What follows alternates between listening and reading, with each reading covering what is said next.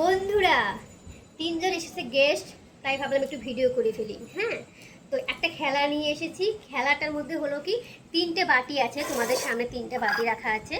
এই তিনটে বাটির মধ্যে তিনজন যেহেতু আছে, তিনটে বাটির মধ্যে তিনটা জিনিস রাখা আছে। যে যেটা তুলবে, হ্যাঁ, সে কিন্তু সেটাই খাবে। তো 1 2 3 স্টার্ট। আমি শুরু করবো। কে কে তুমি? বৌদি আগে শুরু করো। বৌদি বৌদি শুরু করো। বৌদি বলো, তিনটা মধ্যে যেটা তুলবে সেটা কিন্তু খেতে হবে। হ্যাঁ, সেটা কিন্তু খেতে হবে। ও খেতেই হবে। হ্যাঁ, না হলে হবে না। তুলো।